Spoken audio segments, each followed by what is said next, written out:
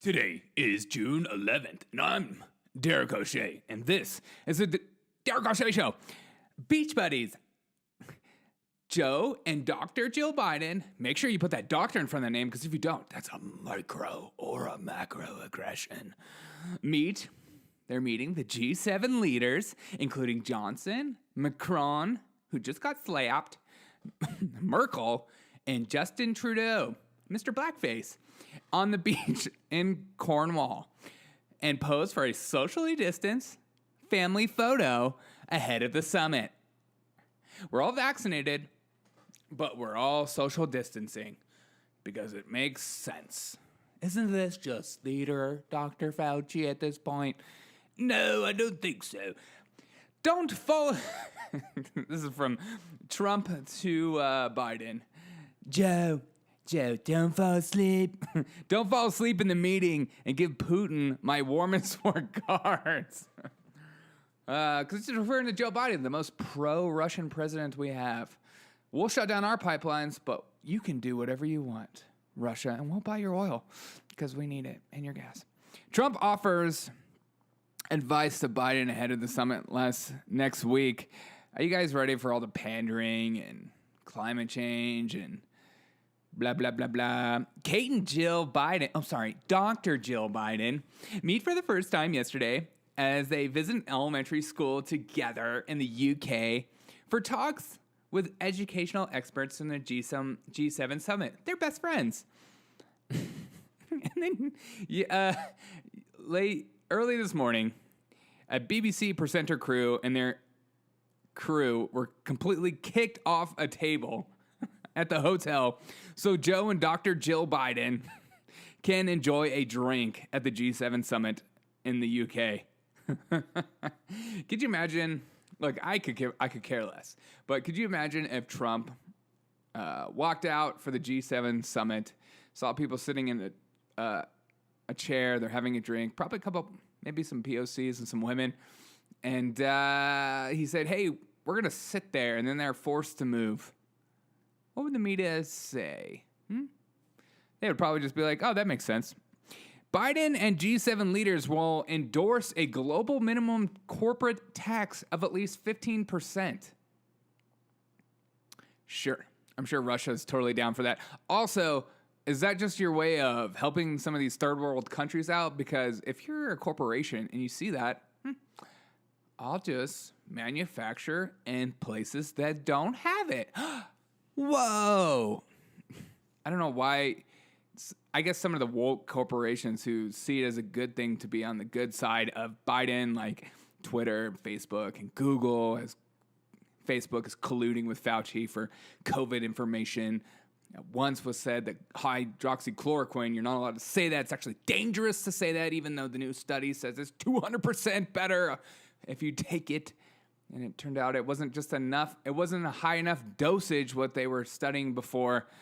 But as always, the media gets away with whatever they want. Slander, misrepresentation. As we find out, another news story that was false, that Trump didn't clear out all those people and shoot tear gas in order for him just to have a photo op as CNN and MSNBC and all these news agencies put out a story about how dangerous he is. He's just doing it for a photo, but he's just like a fascist. Oh, it turns out it's not true. And the best part is when you see like CNN review this footage and then find this information. I don't know if you've seen the footage of them talking about it. They're just like dumbfounded. They don't know what to say. Because this is what happens when news agencies become activists and not journalists.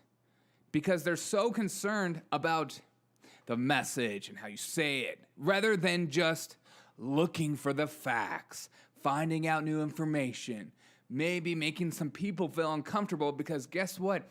When you find out new information, sometimes in life it makes you uncomfortable, because sometimes the information wrecks your world. But instead of them reporting on new information, they don't want to harm or hurt the people that are listening, and they want to just continue to be like a 13-year-old boy or girl who just makes fun of other politicians like me, and and just keep pushing them down in the playground, as opposed to, being a multi-million-dollar corporation that has money, enough money to send out journalists, find out news stories, and report on the facts. The concept is unbelievable. CDC, who you're not allowed to talk bad about, calls urgent meeting over 226 cases of heart inflammation in teenage boys who have had Pfizer or Moderna vaccine second shot. You're only allowed to say the vaccines are totally safe. You can't say otherwise. It's fake news. These 226 boys, I'm sure it was something else. This is why I hate that politics has completely taken over. It's always been in science. Let's just be real. You're always having a bias no matter what. No matter what you look at, you bring in your biases and you read, and especially with scientists, and a lot of scientists are very liberal, so very obviously these days, as they look at like facts right in their face, and they just don't want to report on the facts or do a study on those facts because they don't want to hurt people or mess up the message or maybe make Donald Trump look smart. God forbid that. So I don't know. I'm just so sick. Is the shot safe? Because you know why people don't take it, and you know why people don't trust you? It's because you don't actually report on information. You don't tell us things. You just you tell us some things, and then a lot of it has been such theater this last year. Even Fauci is coming back on it, and even right now, as he was questioned on things, he says, "Hey, stop talking about me and talking crap about me and saying negative things about me, because attacking me is attacking science." It's the most arrogant crap I've ever heard in my life. That's like me. Attacking me is attacking all conservatives and libertarians everywhere. So don't do it.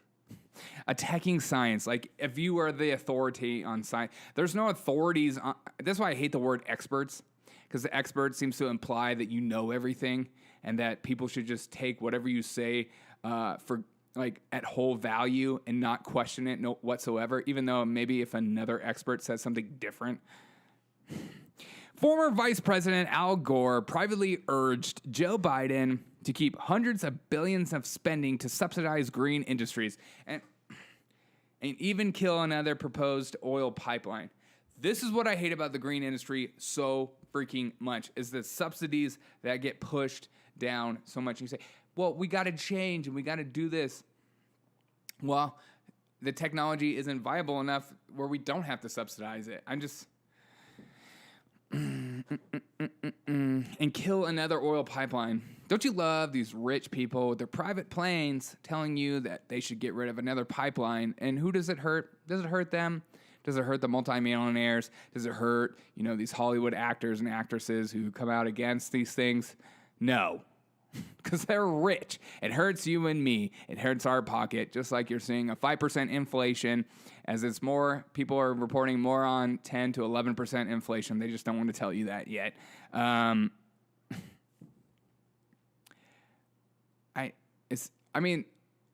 know the global reset is like people push back and say it's a conspiracy and stuff like that, but you're shutting down pipelines. Inflation is here. Even with inflation, you're still spending, and the home interest rates are low.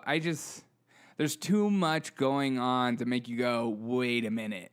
What are you pushing? As you see more and more articles online about how home ownership isn't good for you, and we should all do the van life. We should all live in the cities in our little pods and eat square meals per day. Don't eat beef because it's bad for you, but yet the rich people are enjoying their steak, and I'm just tired of it.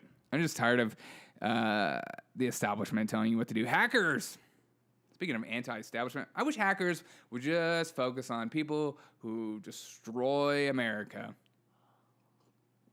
instead of going after meat suppliers. What? You can't do it? Hackers steal $26 million people's logins for Amazon, Apple, Facebook, and other tech giants after targeting PCs and making off with payment information from 3 million devices in the last major security breach. I recommend you guys to change your passwords frequently.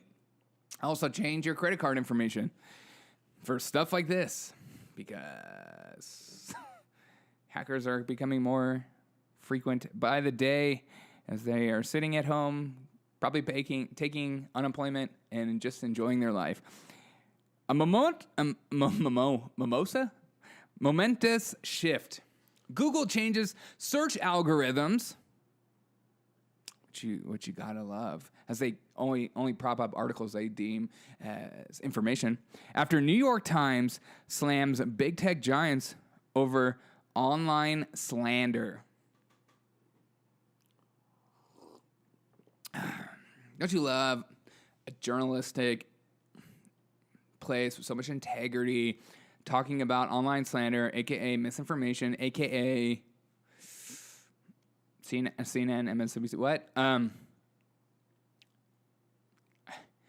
seeing more as a critical race theory, and you see people like that Chinese lady that spoke up at the parents' school board, and you see her talk about how living under Mao Zedong's like Chinese leadership and how he came to power and what he had to do and how similar it is to what's going on here. And I saw another video of a North Korean student that went to Columbia College, and she escaped North Korea, went to South Korea, and got accepted to Columbia University, and went to Columbia University, and is hearing the same things she heard from North Korea.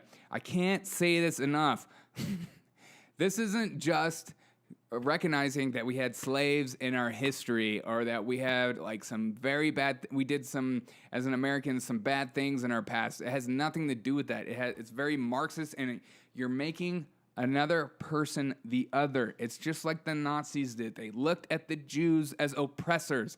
They looked at them as in control of things and the reason for their problems in life. It's the same thing you're seeing today, as you're seeing, I don't know why I'm going off, as you're seeing critical race theory pushes these white men are the oppressors. There are problems for lives.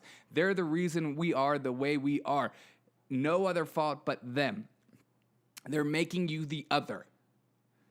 And it should be taken incredibly seriously, because this is what happens with language, is that they slowly introduce terms. They slowly introduce ideas into your head to the point where you start to believe them.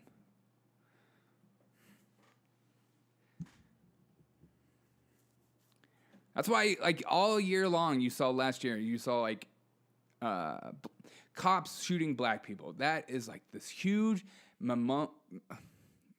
problem. And it is a huge problem.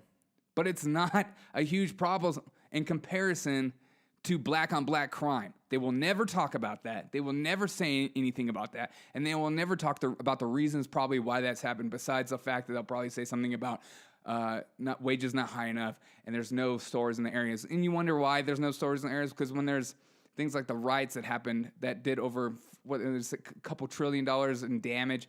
I mean, we'll never know how much damage, for sure. I'm so tired of this. I'm just tired of big tech censoring, and it's Marxist. It's Marxist. I as a kid growing up, and I heard these terms like Obama's Marxist and stuff like that, and I just didn't know what that really meant. But as an adult growing up in this world, it's just so prevalent, and people are so okay with talking about it and subjugating people and making people the other more than ever. It's very weird, and it's celebrated. And I think that's what the weirdest part is, because of freedom of speech. I'm just going off right now. Because freedom of speech is so regulated, and you're told how to think and told what to do and what's not okay and what's okay to say. It's weird that so much hate and looking at somebody as the other is celebrated in media and, cable news shows, Netflix, podcasts, academia, as I just did. You should check out the last video. I did a couple of videos again ago about how in academia they're talking about your whiteness and how you got to get rid of it, but you got to repent and do reparations, and there's not yet a cure for whiteness. What the heck is whiteness? I'll tell you what whiteness is. It's a white male culture trucks, American flags, as the New York Times reporter says, I was taken out of context. No, you weren't taken out of context. I listened to that video. American flags, American pride, thanking for the history, remembering the history, knowing you did there was bad stuff in our history, but overall, we're the best country on earth as far as like freedom and things you're able to do, and why people trek hundreds of miles on foot in deserts to come to this country, not because we're this big racist, evil place, what they espouse. It's because it's so wonderful. and you see the people across the border. I'm hoping, this is my hope, is that all these illegal immigrants that have been crossing the border, somehow the Democrats just, legalize them, become citizens, and they become the biggest force behind the Republican conservative movement, like real America First movement than ever before. That is my hope, because I know a lot of them are Catholic, and I know if you come from a country that has been corrupted and has a lot of the same ideologies, you don't want that to happen here. So you'll do anything to fight against it. And that's what I'm hoping is happening. And I'm just going to go ahead and continue to pray. Well, this is a good progression. A black mother in Florida unloaded on critical race theory during a speech in the Florida School Board of Education, warning against the far-left ideology was racist and that it will destroy America if it is not stopped. Keisha King, a Duval County parent representing Moms for Liberty, praised school choice, that's awesome, and slammed the idea of dividing people on the basis of race 100 years after the Tulsa riots happened. Please keep speaking out against this crap. Please. You have to fight back on it now before it becomes this mainstream idea and people feel weak and scared to talk out. You got it. You got to do it now. If you're at school, if your kid goes to a school and they're espousing this stuff, you have to speak out against it. You got to. The people need to know, because a lot of people like on CNN and stuff like that, they'll be like, "This is people want gun control. People want free healthcare. People want that," and you're like, "No, I don't." So they need to hear that more and more in order for them to stop saying this crap where there's like, the overall majority supports gun control. And you're like, where's this study? I'm making it up. And the overall majority, I mean, all of New Yorkers I've talked to, are all into gun control. And it's just, this is why it's so important I wish some of these cable news agencies had, like factions in different areas of the country, so they would have different ideologies coming and philosophies coming to the table to talk, as opposed to just, hey, we're all in New York, hey, we're all in LA, hey, we're all in Atlanta, we're all gonna be in this group think bubble, and we're all gonna talk to each other. We're not gonna talk to anyone else. So even Fox News is like, we're super conservative, but we all live in New York, so we have that bent in our conservatism. They need more people from like Florida or, Texas and, even Wyoming, South Dakota, Washington. You need that diversity of thought. Kamala Harris is back in the news. I'm loving how much they're propping her up because she is so trash and not as a human being. Well, she's just she's special. Okay. She was like literally probably the most hated candidate on stage, and Joe Biden's like, yeah, you're my VP, bruh. You did such a great crappy job on stage. I'm taking you. And people dislike you, and people think you're fake, and people know your history, but we're going to look past that. Not only that, Facebook and everyone's going to make all these GIFs and memes and make you look really cool. And we're going to do documentaries on how special you are instead of actually reporting on what you've done to get in the power. God, the gushing is gross. Vice President Kamala Harris became visibly frustrated during an interview with Spanish media on Thursday after they pressed her on when she plans to visit the U.S.-Mexico border to see Biden's border crisis firsthand. Harris said, I said I'm going to the border, okay? Harris told the anchor. And then Calderon responded, when are you going to the border, Vice President? I'm not finished. It's like the most condescending pandering. I'm not finished. I said I'm going to the border. It's funny that it's going to take all this social pressure in order for it to go down. It's almost like she's waiting for the hottest point in the summer when immigrants are crossing the border less and less. It's almost like it's all part of the plan. 2 passengers on the first fully vaccinated cruise from the U.S. to the Caribbean test positive for COVID-19. Both are in isolation, and both are being monitored. Cruise operator Royal Caribbean said, how can it be? We're all on a ship and we still get COVID. It's almost like it doesn't matter. Okay. James Corden is facing backlash after a petition has labeled the Spill Your Guts or Fill Your Guts segment on his late night show culturally offensive. Cheers, James Corden. You've been pushing it your whole life. Welcome to the club. Don't you love when liberals eat their own? It's kind of nice. I hope maybe he'll come out and say, maybe cancel culture does suck. To be fair, I've watched some of those segments and I'm like, I think these are all Asian foods. Let's continue down the story. The CBS show reoccurring segment sees James Corden ask a celebrity guest personal questions, and if they don't provide an answer, they have to eat gross food. While it's been a recurring segment for years, one woman's TikTok video calling it racist. One woman. That's all it takes. One woman. Is she a POC? I don't care. It's still a woman. We'll take what she has to say.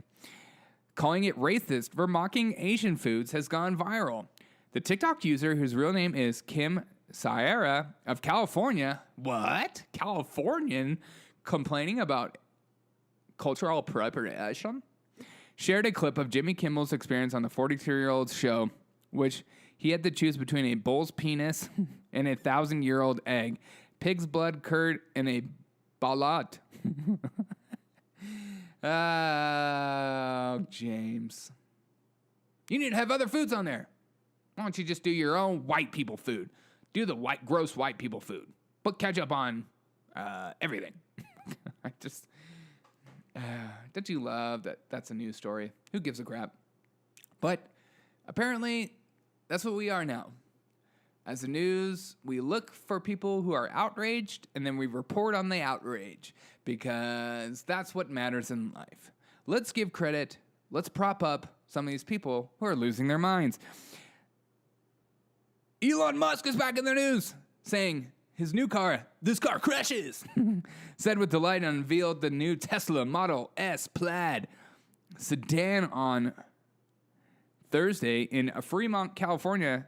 Plaid was first announced in January with $130,000 Model S marketed for the quickest production vehicle ever made with a 0 to 60 time in under 2 seconds. Holy crap.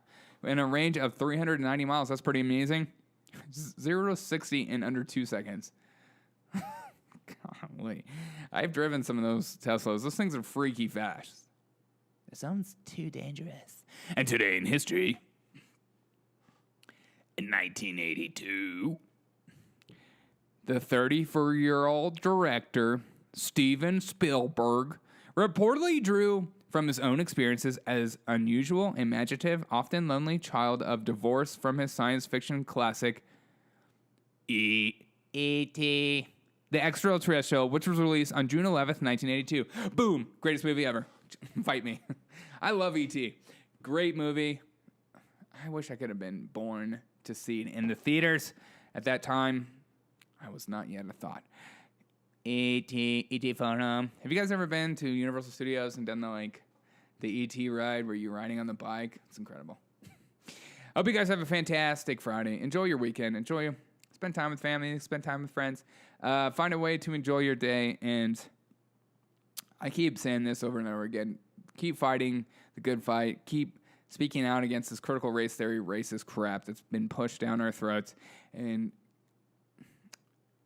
given to you as like factual when it's actually just, a new religion, basically.